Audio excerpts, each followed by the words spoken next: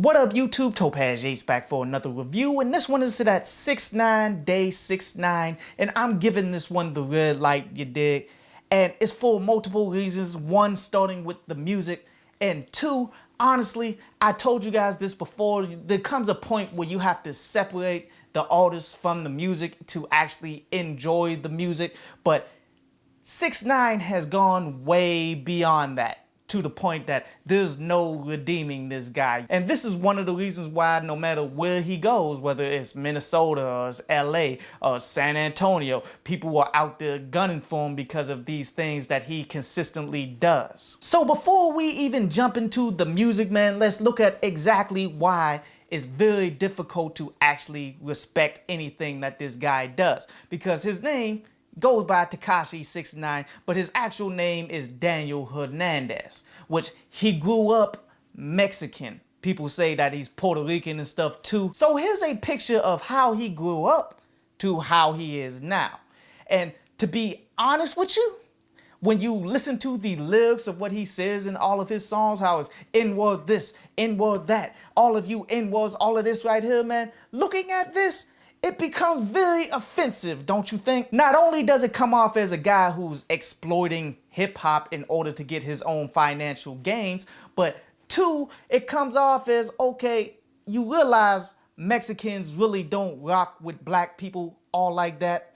And then there's a good selection of people who classify themselves as Puerto Rican in order to stay away from black people. Like, it becomes super offensive the more and more you think about it. And then on top of that, man, he pleaded guilty to one felony count of a child sexual performance in which the child at the time was 13 years old when he was 18, 19, I do believe. And it's overtly multiple videos that was posted. And nothing about that is cool. And it's another reason that wherever he goes, people are kind of gunning for him, man. But let's look at his music, man, because honestly, his delivery isn't half bad, as he comes off as the next generation of Fredo Starr from Onyx, where he's focusing in on the energy that he presents to the tracks. It's nothing else, though. Like, if you're hoping for lyricism, you come to the wrong place, man, as the songs overtly don't make any sense. It's all pretty much the same song over and over and over.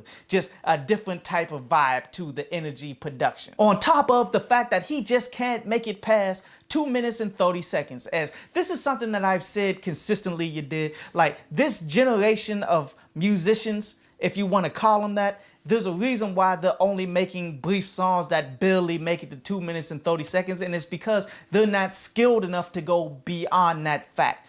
And that's honestly a way to protect yourself as an investment and all that. You do what you're comfortable with doing, and if you're not very good at rap, then you want to keep your songs at a bare minimum, keep the focus on the hooks and the energy that's going along with it. Like, look at it like somebody who can't bench press no more than 30 pounds. If you see them in the weight room, you're not going to see them attempt to bench press any more than 30 pounds. And that's really to protect themselves from that dropping on their neck. Same concept, just a different game. But let's look at these songs, man. Again, they're all pretty much the same exact song all the way through this joint. But I'm gonna touch on the best lyrics that's within here, and it's going to be real brief because there's not much, man. Starting with Billy. On this song, 6ix9ine says, okay, I'm put the 9 to your back like Ibaka. Sadly, that's top 2 of his bars, as it's super simplistic. As you can see, Ibaka is a basketball player that was the number 9, and 9 being putting a gun to somebody's back. Real simple, something that's been done 1,000 times, but this by far is the best that he can do. Look at the song Rondo, which comes off as more of a club song as well, just a different type from the ones that he's specifically trying to do consistently throughout this project. And the reason being is because he went out and spent the money to get Tory Lanez, who really disappointed here and said absolutely nothing.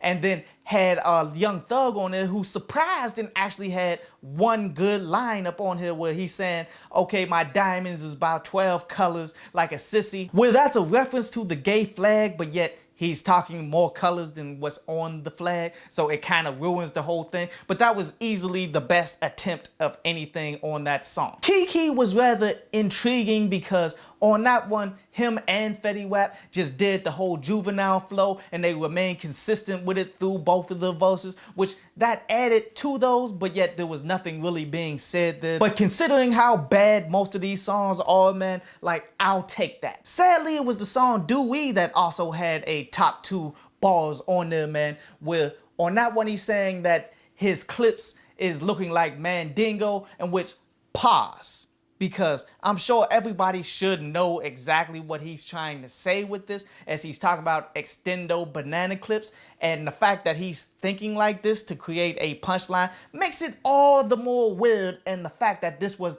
maybe the second best punchline on the entire project, you could tell he put some thought into it. And the last song I'll talk about is the Gummo remix, where this is like his big hit that he's had off of it, even though, you know, he's been having beef with the producer, as the producer really wasn't feeling anything, especially when the whole sexual assault thing came about. He distanced himself, which I don't blame him at all for any of that. But yet Offset on this joint said one thing in particular, how he said his chick is blooded like Clifford, where that came out in the news somewhat too, as she was taunting some people on the way to All-Star break and all of that, man. And sadly, those were the only interesting parts about this project, and the fact that I could never like this guy as an individual. I gotta give this project a 1 out of 10, and I'm giving him that 1 because the energy of some tracks actually isn't all that bad.